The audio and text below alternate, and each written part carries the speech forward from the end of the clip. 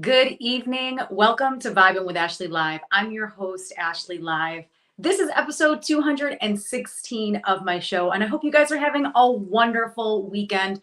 I am so very excited to welcome back my next guest to Vibin with Ashley Live. This is going to be her third time on my show. You know what they say, third time's a charm. The incredible singer, songwriter, and multi-instrumentalist Damoyee. She's a singer, songwriter, and multi-instrumentalist from Dallas, Texas. She started playing the piano at the age of 2 while also studying music theory and composition, and is a Berklee College alum. Damoyee released her latest single, Pretty Pretty, yesterday. Damoyee's in the house, and let's get this party started. Hello! Hello. How are you? I'm doing well. How are you? I'm doing great. It's crazy that you say this is the third time I've been on the show. Yes. That is crazy. I already lost count. I know. I feel like we've had so many incredible conversations about you and your journey and your music. And every time that you come on the show, I feel like you have so much incredible news to share with us. Oh, you're too kind. Thank you. Of course. So I want to start with what happened yesterday. You released your new song. So can you take us behind the scenes and describe the journey of creating Pretty Pretty? Yes, so Pretty Pretty. Okay, it's funny that you mentioned this. So this all started after I attended, I think it was my first appearance on this TikTok show that all-time famous producer Timbaland hosts every Monday, Wednesday, Friday, I think, called Timbo Ido. And I had submitted like 2 other unreleased demos to him, and he was giving me this really amazing critique and feedback. And after I had left in that moment, I felt this creative rush. And so I like sat down in my studio. I started with this like melodic chord progression that makes Pretty Pretty, and then I didn't have a beat foundation. So I had borrowed one of his songs for a little inspiration, Of not to course. copy, but Yeah. I had built Pretty Pretty off of that, removed the beat, and I was like, I have no idea what to do.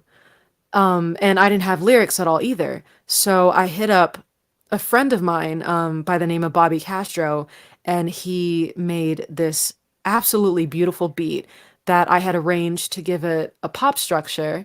And then next thing you know, lyrics of finding self-confidence within myself and words of affirmation just started to spit out. And then next thing you know, Pretty Pretty was born. I Yeah. think it took about like a week or two to Wow. finish. And then I had reached out to another good friend of mine by the name of Annie Elise to have her record live strings to it. I mixed it and it dropped yesterday. Yeah. Wow. That's an incredible story. I love that you started the story off with Timbaland and how you were inspired by one of his songs and then you took out the beat. Like that's a really cool thing to be inspired by that, especially such an incredible producer like Timbaland who's worked with legends for many, many, many years. Literally, he is such an inspiration, seriously. Yeah. So talk to me about the lyrics of this song. It's very vulnerable. It's very it's raw. And I feel like the lyrics are something we definitely need to get into with Pretty Pretty. Mm. So like what I was saying with self-confidence and affirmation, just to get a little vulnerable, I have not had the best luck with dating as a Mhm. person, as an artist, being so wrapped up in everything that I do, and it's definitely taken a toll on a little bit of how I see myself. Mhm. And so and oh yeah, this also contributed to writing the lyrics. I looked in the mirror, I was bawling my eyes out. I was like, what am I doing wrong? Da. And then somewhere in me, I kind of snapped out of it. I was like, we remain our self-confidence. We affirm to ourselves that we're deserving of Mhm. love, and we should put that towards ourself. Like, why do we need somebody to give us that validation? Yeah. So that's what I tried to heavily implement inside of Pretty Pretty's lyrics. And that's powerful, right? Because we all have bad days. We all feel like there's days when we feel less than, right? Maybe you wake up one morning, you're just like, today is just a weird start for me. Exactly. And you need to be honest with yourself. And I love that you stripped down all of that and you were so vulnerable in that. So I kind of want to break down some of the lyrics of this song. Okay. Look at myself, turn around the frown. Don't need no one to hold me down. I can get my own damn crown. I love that. Talk to me about the personal growth that inspired these lyrics. That's that look in the mirror moment. Like when you're frowning, you turn that upside down and you put a smile on that face. Yeah. The girlie's had pretty teeth and you need to show it. You don't need anybody to tell you, oh, you look great, you look amazing, you look pretty. Tell that to yourself. Nobody can give you the crown. You can get it yourself. You know what I mean? I love that. Especially when you're in the mirror, because I feel like sometimes that's when, you're looking at yourself, like no makeup on, maybe lots of makeup on, maybe when you get out of the shower, you're seeing yourself in so many different facets and you're just like, maybe you'd like pick out this insecurity of yourself, right? And you're like, Exactly. oh, I kind of just don't like, that hair or that like wrinkle or whatever, right? And you're just like, oh, I just don't like that. But just it's such a small, minute thing. And a lot of people that know us and even don't know us don't see those flaws. Exactly. You know what I mean? And you got to embrace it. Everybody is beautiful just the way that they are. They definitely are. Yes. And you are beautiful. And I love this song. And I love the honesty. I feel like so many people can relate to it. Thank you. You're welcome. So I want to talk about these building videos that you've been putting on social. They offer such a unique look into the creation of your music, especially with the addition of each instrument, technique, and vocal arrangement. How do these videos capture the essence of your creative journey? I think it's just a really cool way for me to, lack of a better word, briefly deconstruct how I make my songs. I mean, it may not necessarily be in the exact order, Mhm. but I don't know. It's just really cool to show, like, oh, so you may not hear it because everything is together, but Mhm. these are the certain parts that I've produced and composed, and I want to be able to emphasize it to where you can hear it in a Right. sense. Mhm. And I think it's beautiful that you do that because you start with one instrument and then Yes. you move the second one in and then maybe you do a vocal like a vocal warm up or something and it just shows how amazing and all these elements that you put into the song and I'm just like whoa, like I love those videos. I think they're so inspiring. Thank you. Yeah, I don't know. I do enjoy every single build video that I make. And even I look at it and I'm like, dang, like see like even for me like hearing those individual parts like being stacked up. It's a really cool process. Yeah, and I think as fans, right, when we hear the finished product of the song, you're like, okay, so she started here, and then this was like the second step, and this was the third step, and then she came out with this beautiful piece of work. Like, and I feel like that is so eye-opening to people listening to the music to understand how much time and work and creativity goes into that. So I guess when you're building these songs out, I mean, this is taking hours and hours and hours. like talk to us about that because I know when you edit your videos and you do songs, it's a journey, right? It's a very long journey that you're on when you're doing it. Yeah, I mean sometimes it can take hours and thank God I've been able to come to way less than hours and hours, maybe like an hour max. But Yeah. but I don't know. I still think regardless, it's still a really beautiful thing to sort of strip it back, deconstruct and build. Yeah. So yeah. Yeah. And thank you for bringing us in that creative process because I feel Mhm. like Charlie Puth comes to my mind when I think of that, right? Like he is one of those artists, also a Berklee alum, who really who does the same thing. I remember I saw one of his videos and he was opening up a door and there was like a little creak.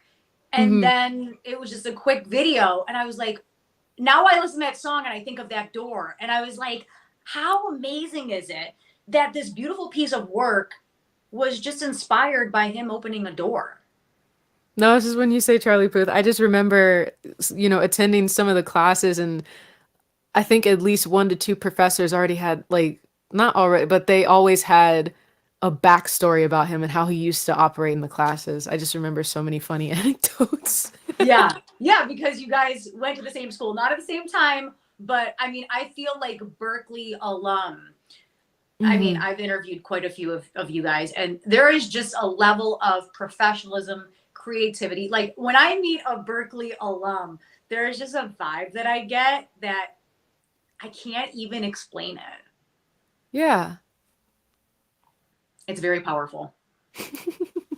And you just graduated last year. So talk to me about you were in school for such a long time and now, you're done with school. So tell me about that journey, away from school and reconnecting with some of the alum. Let me say thank God, because 4 years of college, as soon as I was done, I came straight back to Dallas. But at the same time, I really did miss Berkeley. I took a lot from it, especially with my major. I graduated with a bachelor's degree in film scoring. That was the dream. It was Yeah. achieved. Yeah. They taught me everything I needed to know, recording in a studio with strings, being really timely with deadlines on composing the music to lock cut or the finalized movie file, etc. But and just the community and so many diverse friends that I've made that I still talk to this day, and all the performance opportunities, not just mine, but for other people as well, whether playing keys or singing for somebody. I truly do miss the Berkeley experience that I've been able to craft and experience for myself. Hmm. And how was it like not being at school and being back home in Dallas? Like, is that for you? It kind of feels weird. Yeah. I don't know, because even after I graduated, like a part of me, like a younger me, was like, "Dang, I can't wait to go! I can't wait to go!" But also, I don't know. I still felt that feeling of like, "Oh, we're gonna go back to Boston," but then at the same time, it also felt so surreal to be like, "Dang, like I went to my first choice college. Hmm. I managed to finish the full 4 years and get the degree that I've always dreamed of." Like I'm even still on a high from that, looking up whenever I can. I mean, it's sitting right here. I look at it, I'm like, dang, I really did that. Yeah. And that's so Kudos to incredible. me, in a Yeah. sense. So because you were in school during COVID. Uh-oh. Hello. Yep, I'm here. Can you see me? Can you see me? I heard you a little bit. Okay. Can you see me and hear me? I think we may have lost. Did I lose you? Can you still uh, uh-oh. Are you there? It's not me, is it? I'm not sure. I can see There we you. go. Can you see me? Can you see me and hear me? I can hear you. Okay, wait. Thumbs up. I saw it. Yes. You see me? Yes, there's a bit of a delay though. Okay. Okay. There's a little bit of a delay on your end as well, but as long as you can see me and hear me, good. I can see you and hear you. Okay, it lined up. It lined up. Yes. Okay. So, sorry about that. So you were talking about the community at Berklee and just how you Mhm. feel like you're still on a high from that. So talk a little bit more about that. No, I was saying, like, I even, like, right here, I think this approximate position is where I typically go live now every Monday, Wednesday, Friday on TikTok. Yeah. And right up there is my degree in the what is it called? Foldable frame Oh, thing. There's a name for it. I oh, know there's there's a a name name. for it. But it's sitting right there, and sometimes I look at it and it's like I feel a kudos to me, like I'm really proud of myself for pushing through. Yeah. for achieving that dream, you know? Of course. Yeah. And congrats on that because first off, it's a very difficult school to get into, right? To Oh, get yes. to, and then you're there immersed in everything. And now you're looking back on it like, oh my gosh, it's over. Like that was Like quick. it time flew so fast. And wait, you were there during COVID, right?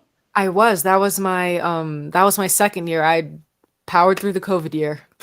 Yeah. And that's wild. I think especially when you're going to college Mhm. during this pandemic that nobody expected. Like it's got to be so wild to go through a pandemic and you're like, "Wait, but I want to immerse myself in the college experience." Like that's why I'm in Boston.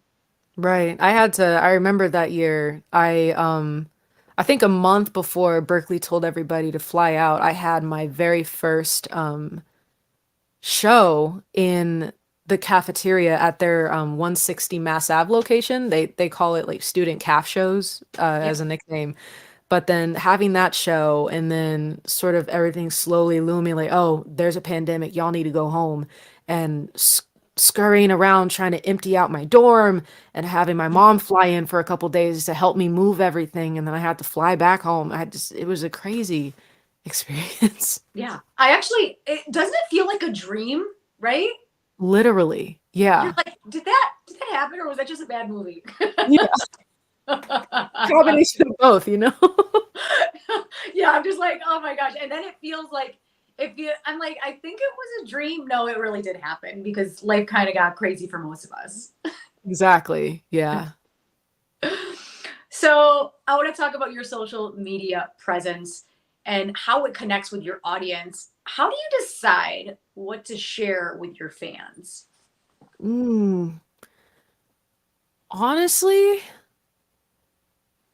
I want to say it depends, but it also doesn't at the Yeah. same time. I mean, I try to show as much of my creative process, my TikTok live shows, my music, the stories and what's it about as much as I can Mhm. on my platforms. I mean, just like how I approach my music with no limitations. Like I don't ever really think about a specific genre or a specific sound. I just kind of make what flows. I kind of take that same approach with my content, Mhm. but keeping in mind that I do want everybody that follows me, whether you're a friend or somebody discovering me for the first time, like I want you to be able to experience everything. Like you're a day one, so that way you'll be able to see like, oh, I watched her do this, or Yeah. I know her from this video, da this, da da that. So Yeah. Yeah, because you never know when you're gonna get a new fan. Like you could post something and all of a sudden someone's like, oh my gosh, this is the music that I was looking for. I resonate with it so deeply. Like I exactly. saw a video that you did and you're like, there's three reasons why you haven't listened to my music. And it was like, you have bad taste in music. Wait, what were the other two? You have bad taste in music. You're part of the matrix, yeah. You only listen to mainstream music, Mainstream. Yep. and then I forgot the third one. I forgot the third one too, but I loved it because it was like, you don't like good music. And I was like, I think it yeah. was something like that, yeah. It's like there's a lot of people that don't appreciate good music. And I would love to know if someone found you from that video. That'd be pretty rad to see. I think a good few people on TikTok found me from that video and they were like, "Oh, I don't want to be a part of the Matrix anymore. I'm going to click the link in your bio." Yeah. Or I'm just now discovering you. Let me go check it out. You know what I mean? Yeah. Yeah, totally. So let's talk about another song that you released in January, Come Get It. What was the creative process like for this track? So, ooh, I get to talk about this. So, the Come Get It that I released on all platforms that's out there as of I think January 25th, 26th was when I released it, Yeah. is actually the third version of the song. I wrote that song a while back, I think over the pandemic, and it just started as like a song that was just going to be in the vault. And Mhm. then over time I lost interest and then I tried to redo it again with a second version and then over time lost interest in it. And so one day I was in Boston. I was hanging out in my apartment, and then I found out that one of my mutuals that I follow on TikTok, but that day we found each other on Instagram.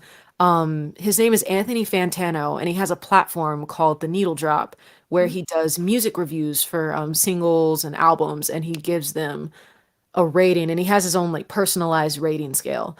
But I found out he was in town, and I was like, "Hey, we need to like, hang out and chop it up and make music." And he agreed. And so I managed to get a chance to invite him to my apartment along with a few other friends, to name them Annie Elise, Bobby Castro, and Jared Rao. And we all were just sort of feeling off of each other. Anthony had picked up my bass, and we were just sort of going through ideas. We found a cool vocal thing on YouTube and sampled it to create this really cool chord progression. Anthony made up a bass line. We made a beat, started all these melodic things like adding piano. Annie added a little bit of strings. Jared added some guitar. And Mhm. then from that, I know Anthony had to go back to Connecticut, but I told everybody, like, send me everything. I eternalized it, and then I started taking all the pieces, and then that's how Come Get It came to be. Wow. Yeah. And you said that was the third version. The third version. Yeah. Okay, so I guess let's talk about as a musician, right? Sometimes you have the first and the second version. hmm Why did you, put them to the side? the first one, that was when I was really trying to hone in to my production skills. I Mhm. was going on YouTube University, as musicians call it.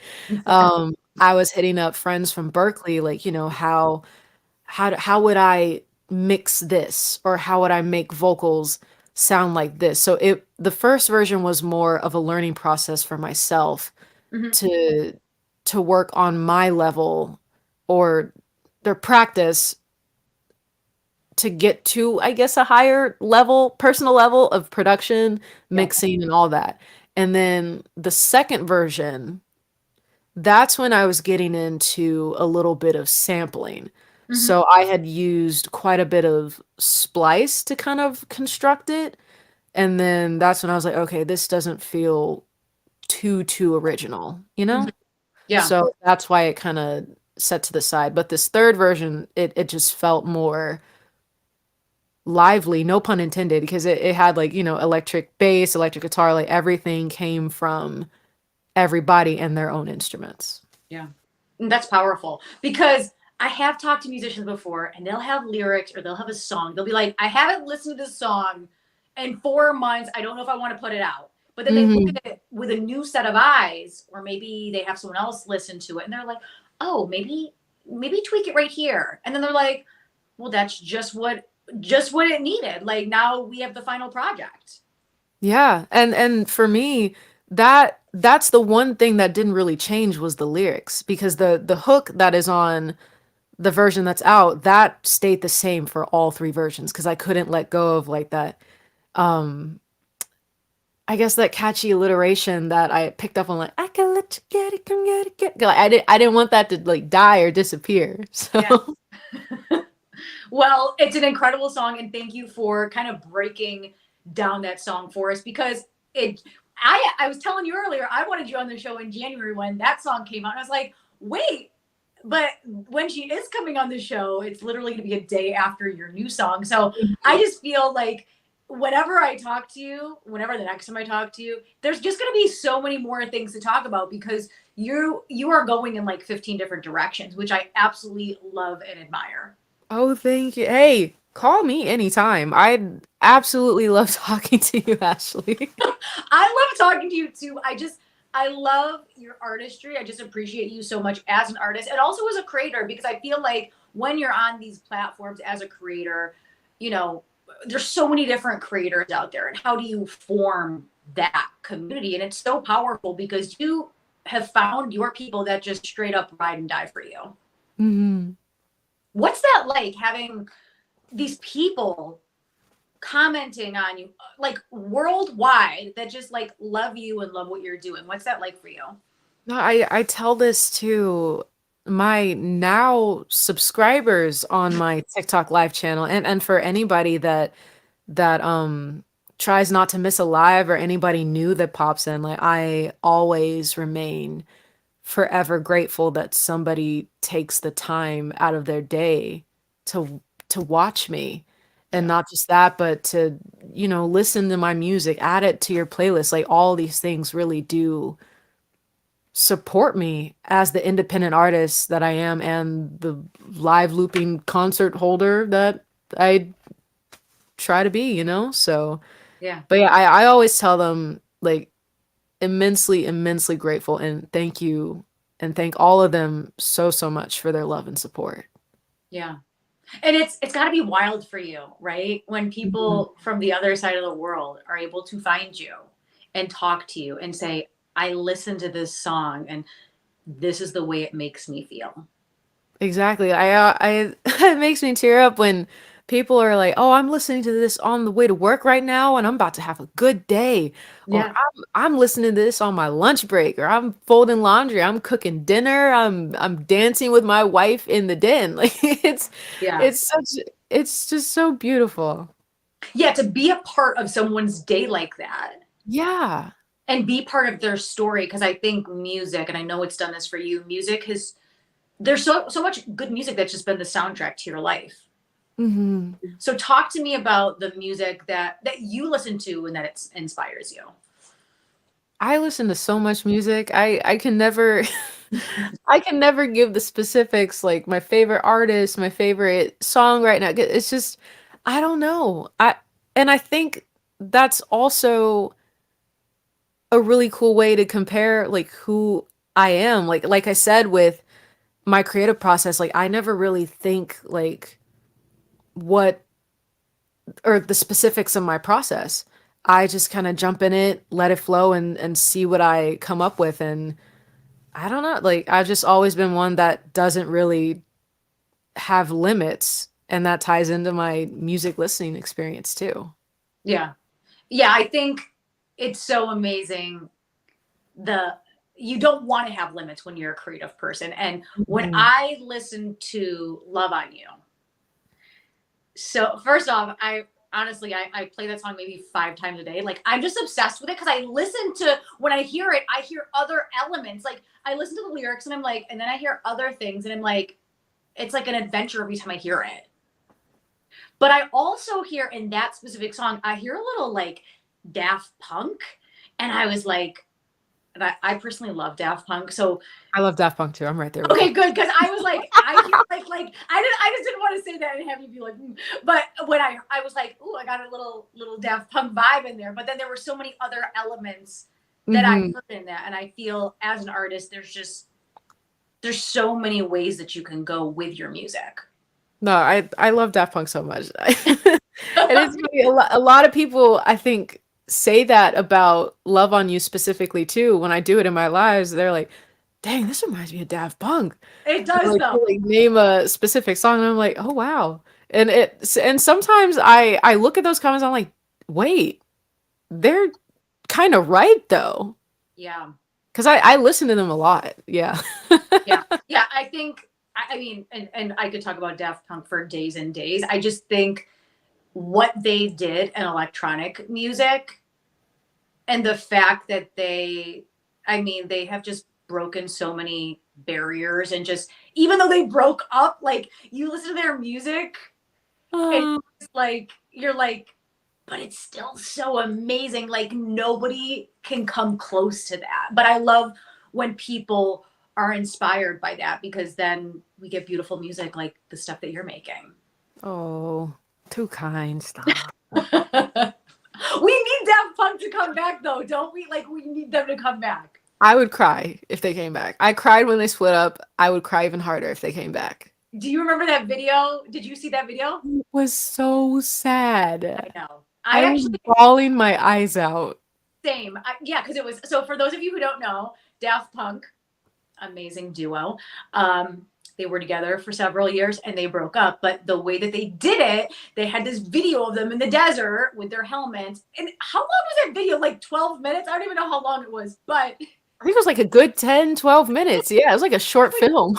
it was, yeah, it wasn't like a quick like 45 seconds. I remember watching it and I was like, okay, what are they doing? Because they don't talk, like you don't know what they sound like, but they just move and it's all about their body language. And then all of a sudden they just like burst and like they weren't there anymore. And I was like, Yeah.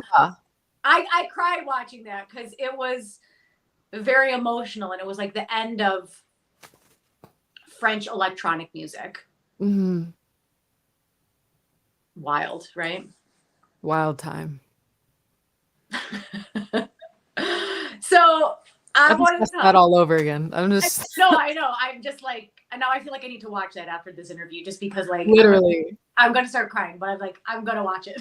Yeah. A few days ago, you opened for Black Violin and performed Loop Core live. Tell us about this performance. Every bone in my body, my entire soul was nervous. Mm, I walked on the stage, I'm like putting my stuff together, and then I take in the room and I'm just like, I mean, this is really happening. Like yeah, Loopcore live in like first gig of the year, and it's in a theater.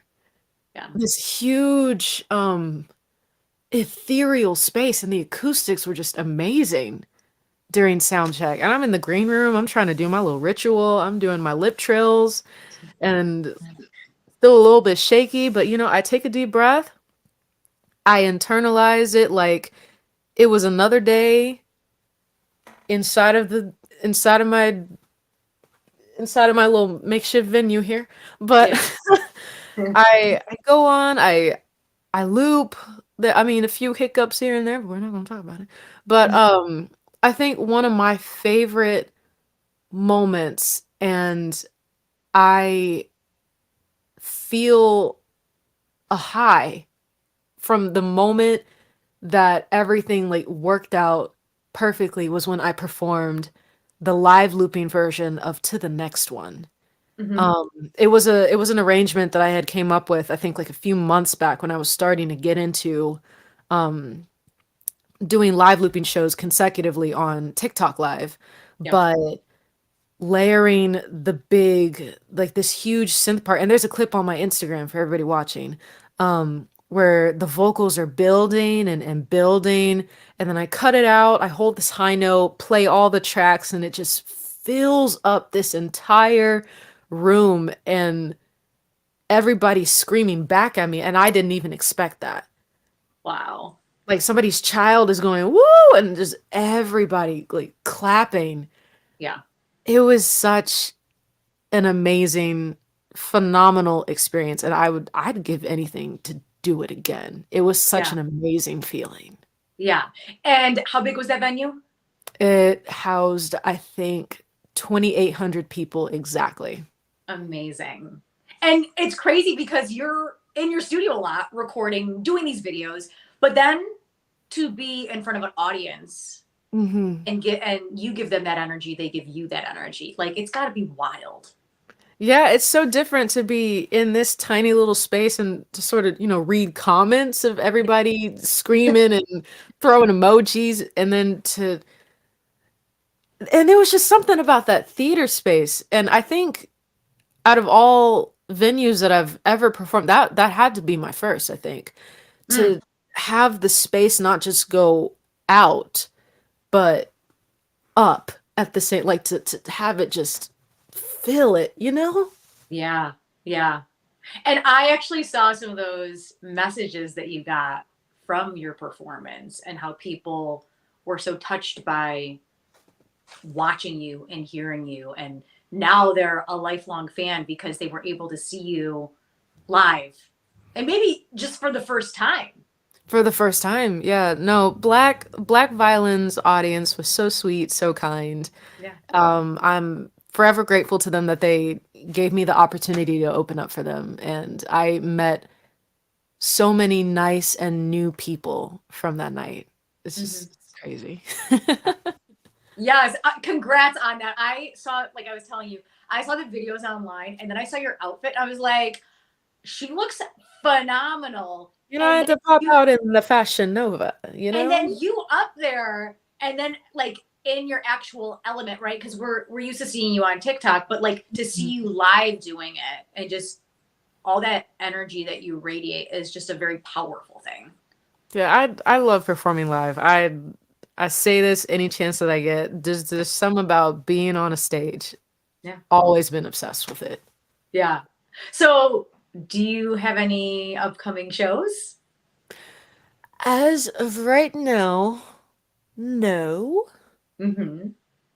But I am trying to book, so we're trying to book out here. Yeah, definitely. Definitely. I mean, guys, please, please, if you don't already, make sure to follow Damoyee and see her live. I honestly haven't seen you live yet. I have to see you live. Like, I have. Hey, every Monday and Wednesday around 9 p.m. Central, and then Fridays 9:30 p.m. Central. TikTok live. That's where it's all at. Every But week. I want to be in the same room with you. Do you know what I mean? Like, cause Yes. like I actually okay, so I met one of my artists. I had never met her before. I met her I met her through this show, and I met her in real life at a music venue in New York City, and I saw her perform. I was like, I felt like I knew her because we had talked so much, but we were never in the same space. And to hear some of her acoustic songs now with a full band, I was like, oh my gosh, I know you, but like we're in the same space. So like I can't wait for that to happen with you. So I really, really, really hope you hit up the Northeast, or I'm gonna come down to Dallas for a show because I like have to Hey, see you in person. I have yet to plan a trip to New York, to be honest. I'm dying to go. You should. Yeah. I feel like there's so many beautiful venues there and so many small clubs. And like you need to come to New York City for real. I hear so much about the live performance space out there. Like it's what's the word? What's the word? I can't think of the word, but I guess I'll use a phrase like New York definitely has their own like culture Yeah. behind it. Yeah. Anything goes in New York. It's kind of just like I mean, there's so many musicians here, but Mhm. I feel like you would find your people. Like you just need to get in front of the New York audience and people will be like, whoa, where'd she come from? Yeah, and I have so many friends out there, and I know you're out there, right? I need to hit you up. I, Seriously. I know. I know, but like please keep me posted on like when you do live shows because like I need an excuse to like leave New York. You will Always. be the first to know. Awesome. Thanks. So what was it like attending your very first NAMM last month? Oh my gosh. I was fangirling. I have been waiting for this opportunity. I kid you not, 5, 6 years to Wow. be able to go to NAMM. And just to go. Yeah. As just to see it, experience it, sit down in some of the master classes. Most of the classes that I went to were solely based off of, I think, all things like music sync licensing and content creation, Yeah. monetization from that, building a fan base, things, et cetera, et cetera, and being able to test out some of the keyboard brands. One of my favorite days, to I went to this room that the piano brand Kawai, I believe, had a few pianos set up, and they had this glass model. And I was watching somebody play, and then they were done, and I had to feel it out. And immediately I started playing a classical piece that I had learned back in high school. I think it was my freshman recital piece. Mhm. And then transitioning to playing some originals like one day. And I remember at one moment the room was quiet. And Oh. from like peripheral, 25 people were watching me, and I was nervous. And then I got up, and there was this photographer taking pictures for Nam, and he told me that I did like a beautiful job. You look so graceful. And in that moment where it felt like time froze for a second, Mhm. somebody was crying, and I didn't even know. Wow. like bawling her eyes out, and she left, and I didn't get the chance to say hi to her Oh until my, the next day she flagged me down. wow. Yeah.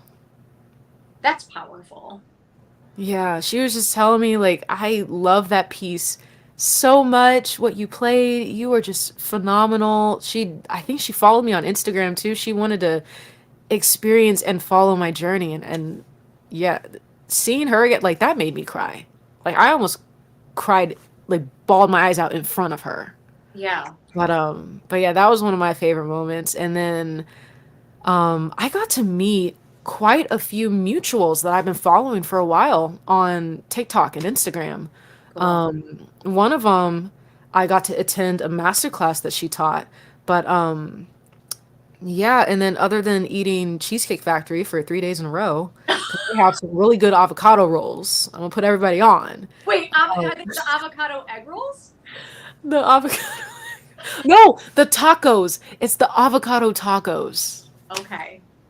Okay. I'm gonna have to hit those up. Those are good. They're so good. Wait, You have you, no you idea. went there. You ate it 3 days in a row? It was literally right around the corner of the hotel I was staying. No way. Yeah, it was a time. But hey, they're so worth it. They're so good. Okay, then I'm gonna have to go. I mean, I kind of stay away from cheesecake because the portions are a little too big for me. But avocado tacos, I'm gonna try those. And you got to get it with the Brussels sprouts. Highly Ooh. recommend. Okay. Okay. When I go, I'm gonna reach out to you and just be like, life changed. So okay, I want to circle back to that time when you were playing piano. So when did you actually get nervous? When it was just silent? When it was silent, and then I kind of looked, you couldn't hear a thing but me playing. Like a good 2 minutes. Okay, that's wow, Yeah. powerful. Oh, and another crazy moment on that same floor. I walked down and I got to see this um uh what is it? It's on the tip of my tongue.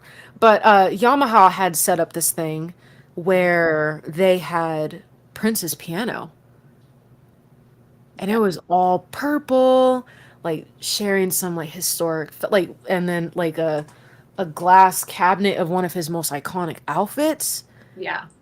I didn't get to touch it. I was hoping to just press one key to get, some Prince power, but They I had got it roped off. It they was had it roped off. roped off. Security was out high. I was like, dang, I will never get the chance. But I got to take a picture, and just to, I don't seeing an all purple grand piano, that was just magical to me.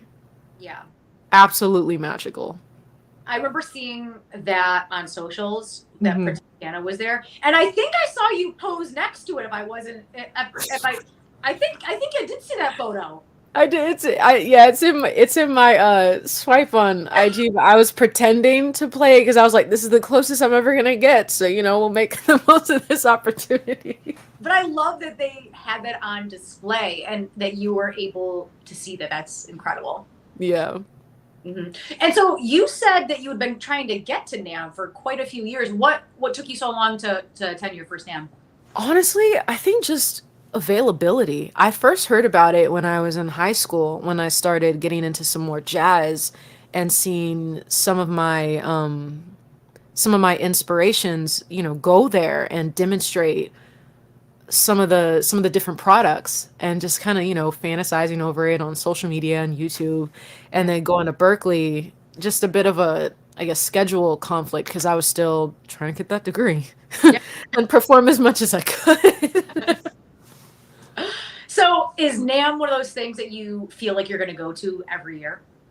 Honestly, I would love to perform at the next convention in any way that I can. I It love that. I'm manifesting it, and it's gonna happen. It's totally going to happen. I mean, they just had it a couple weeks ago. So I feel like once you put it into the universe and you say it, and especially the work that you're putting in, like You could literally just like, hey, I want to play at NAMM next year, and just tag them.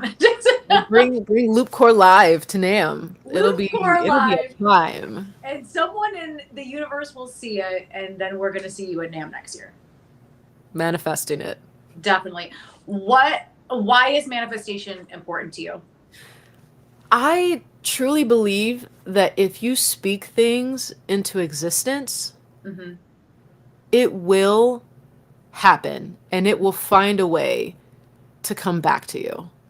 Mm-hmm. And it's just proven itself in so many ways. Like I manifested like one of these years, I'm going to go to NAMM.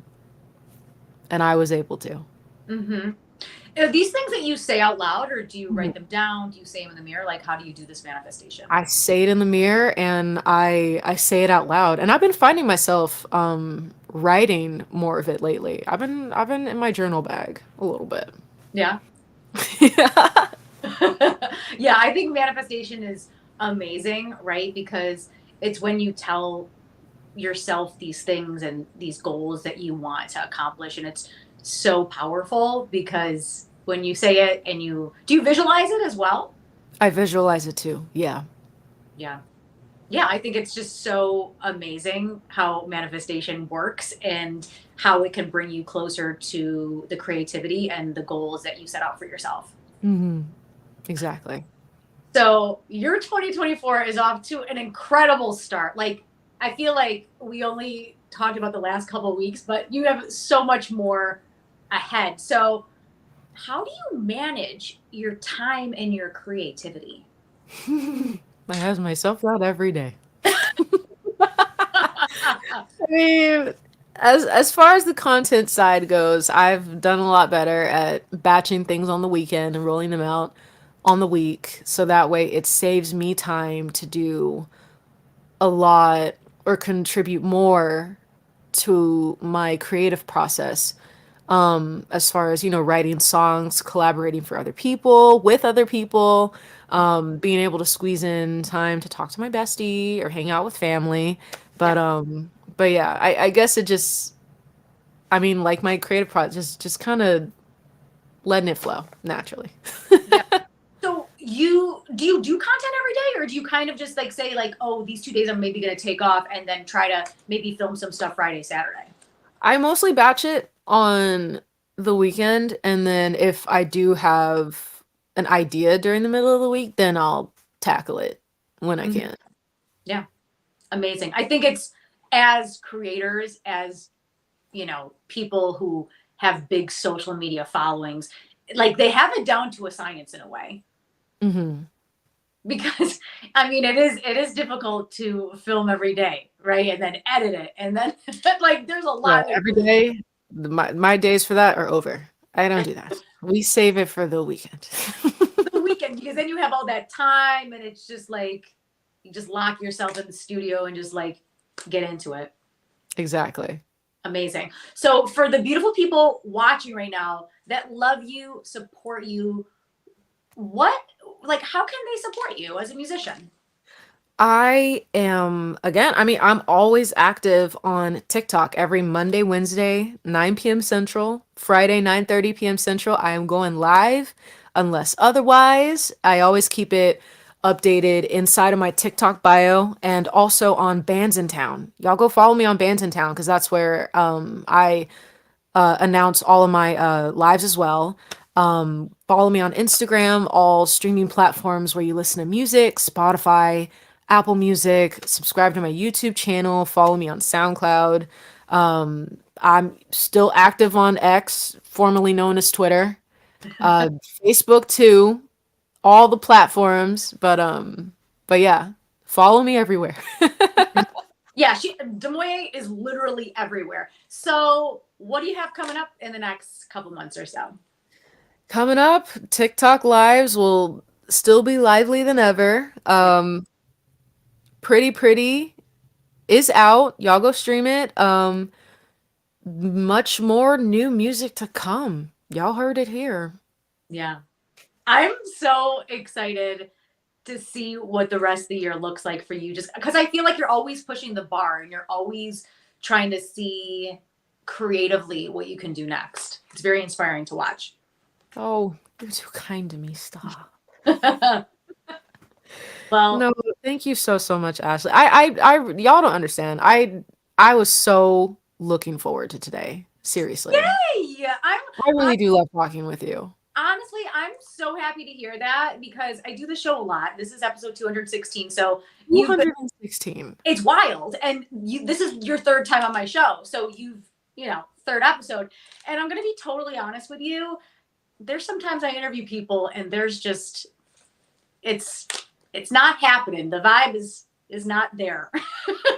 It's kind of like going on like 200 plus first dates. Like they're not all gonna be great, but not 200 plus first dates. Well, I mean, because sometimes these people don't know me. You don't know what the vibe is gonna be like when you originally yeah, the person. But I'm so happy that we were able to do this, and I'm so happy that you look forward to doing this as well, because I genuinely enjoy our conversations. You're incredible to talk to. You're so creative. You're so genuine and kind, and I just you're an inspiration to me as well as everybody worldwide. So thank you for all that you do.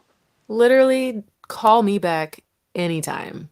Damoyee, seriously, I'm telling you, you can come back on the show anytime because there's a lot to you as an artist and a person, and I will literally have you on whenever you want. Like, no questions asked. Like, all you gotta say is like, "Hey, what are you doing this day?" And I'll be like, "Okay, it's happening."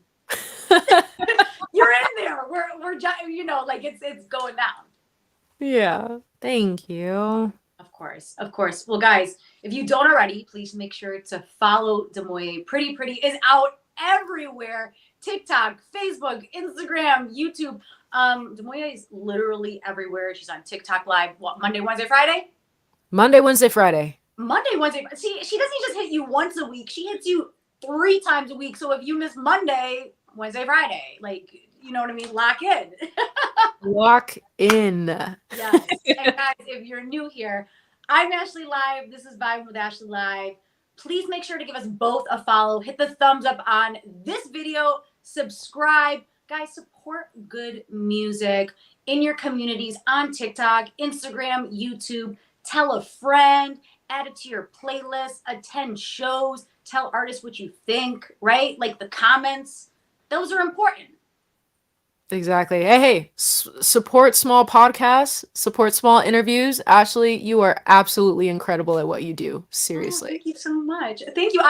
Honestly, that means so much coming from you because you're a beast at what you do. So I appreciate that. Thank you so much for your kind words. Look at us women work.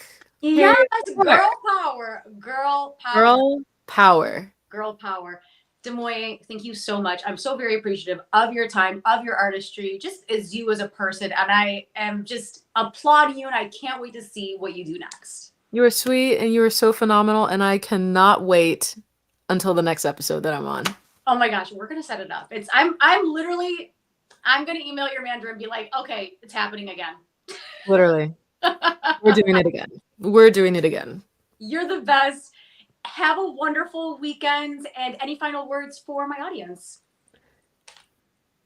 Y'all stay safe, peace and love, hydrate, stay good people, spread kindness, and support the both of us. Yes.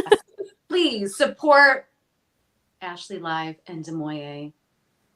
And we will see you next time, guys. Have a great weekend. Be kind, support good music, and we'll see you next time. We will see you next time. Guys, have a good one.